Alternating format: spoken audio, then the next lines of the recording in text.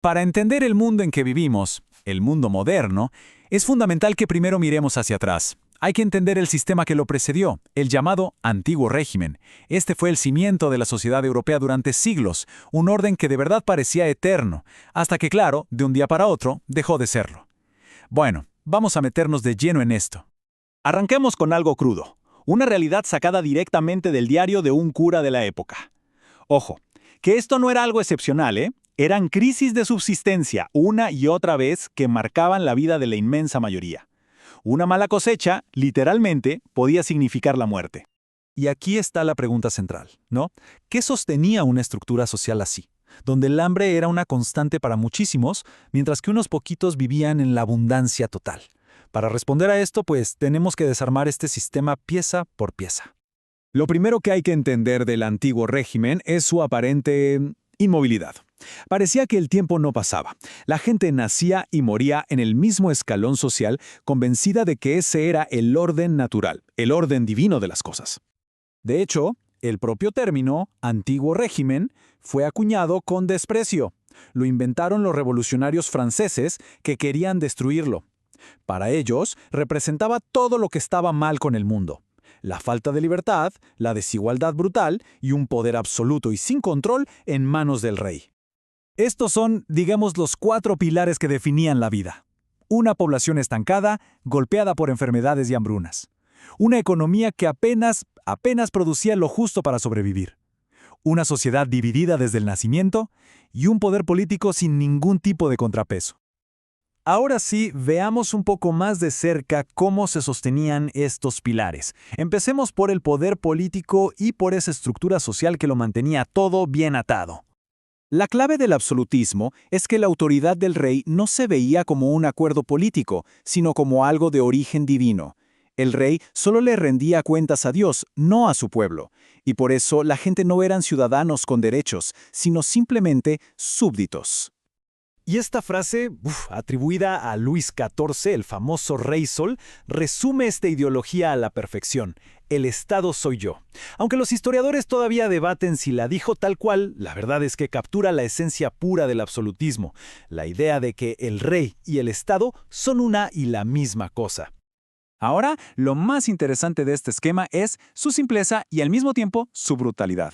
Como podemos ver, la sociedad estaba dividida en 3 órdenes o estamentos. En la cima, el primer estamento, el clero, cuya función era rezar. Y el segundo, la nobleza, que debía luchar. Ambos eran una minoría, pero gozaban de todos los privilegios. No pagaban la mayoría de los impuestos, tenían sus propias leyes, de todo. Y abajo, el tercer estamento, que era más del 90% de la población, y tenía una sola función: trabajar. Trabajar y cargar con todo el peso económico del reino. Este testimonio de un viajero inglés nos da una imagen, devastadora de cómo era la vida para el campesinado. El trabajo agotador, la mala alimentación, la pobreza, todo eso envejecía a la gente de una forma prematura. Mientras la nobleza estaba de fiesta en fiesta, la gente común luchaba, literalmente, por sobrevivir un día más. Pero este mundo, que parecía tan inmutable, tan quieto, empezó a cambiar desde adentro. Poco a poco, nuevas fuerzas económicas y políticas comenzaron a presionar la vieja estructura, creando grietas que con el tiempo se harían cada vez más y más grandes. El comercio, sobre todo el que se hacía con las colonias, estaba creando una nueva fuente de riqueza que no venía de la tierra. Esto dio origen a la burguesía. Comerciantes, banqueros, dueños de talleres, gente que acumulaba fortunas enormes, pero que seguía perteneciendo al tercer estamento. O sea, tenían poder económico, pero cero poder político. Y esta contradicción, este desequilibrio, se convirtió en una verdadera bomba de tiempo. Y mientras la mayor parte de Europa seguía bajo este modelo absolutista, del otro lado del Canal de la Mancha, en Inglaterra, había pasado algo totalmente diferente. Algo que ofrecía un modelo alternativo. Después de una serie de revoluciones en el siglo XVII, Inglaterra había logrado consolidar una monarquía parlamentaria. Y el contraste era total. Allá, el poder del rey estaba limitado por el parlamento, existía una división de poderes y se reconocían derechos para los ciudadanos. Esto era importantísimo, porque demostraba que el absolutismo no era la única forma de gobernar. Había otra manera. Así que, si las grietas económicas y políticas estaban debilitando al antiguo régimen desde abajo, un nuevo movimiento intelectual, la Ilustración, empezó a disolver sus fundamentos ideológicos desde arriba. La Ilustración, también conocida como el Siglo de las Luces, propuso una idea que era para la época revolucionaria, que la razón humana y no la tradición o la religión debía ser la guía para organizar la sociedad. Se atrevió a cuestionarlo todo, absolutamente todo, desde el poder del rey hasta el papel de la iglesia. Y los pensadores ilustrados no solo criticaban, también proponían. Y una de sus preguntas más fundamentales era precisamente sobre la naturaleza del poder. Montesquieu, que se había inspirado mucho en el modelo inglés, dijo que concentrar todo el poder en una sola persona era la receta perfecta para la tiranía. Su solución: la separación de poderes. Es la misma idea que hoy es la base de casi todas las democracias del mundo, donde el poder no se concentra, sino que se divide y se equilibra para proteger la libertad.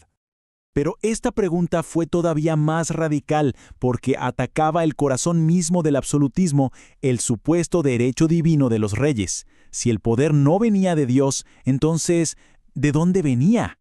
La respuesta de Rousseau fue explosiva. Sostuvo que la única autoridad legítima es la que viene del consentimiento de los gobernados. Esto es la raíz de lo que hoy conocemos como democracia. Cada vez que una persona vota, está ejerciendo una pequeña parte de esa soberanía popular que imaginó Rousseau. Esta idea, literalmente, ponía la pirámide del poder de cabeza. La Ilustración también revolucionó el pensamiento económico. Se desafió al mercantilismo, este sistema donde el Estado lo controlaba absolutamente todo, con las nuevas ideas del liberalismo de Adam Smith.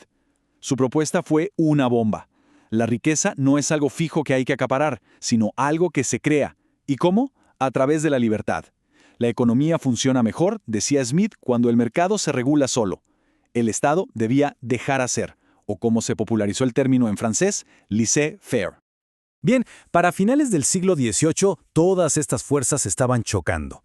Un viejo mundo basado en el privilegio y la tradición se enfrentaba a un nuevo mundo de ideas basado en la razón y los derechos. La colisión era inevitable. Este siglo nos muestra una tensión que va creciendo sin parar. Primero, la difusión del conocimiento a través de obras como la Enciclopedia puso estas ideas peligrosas en manos de muchísima gente. Luego, el descontento de una burguesía que era rica pero políticamente impotente creó una presión social tremenda. Y al final, incluso los intentos de reforma de algunos reyes fracasaron. Todo, absolutamente todo, estaba preparando el escenario para una ruptura violenta. Y así llegamos al punto de quiebre. Por un lado, un sistema antiguo, rígido, desigual. Por otro, un conjunto de ideas nuevas y poderosísimas sobre la libertad, la igualdad y el poder del pueblo. La pregunta final es inevitable. Y su respuesta, su respuesta cambiaría el curso de la historia para siempre.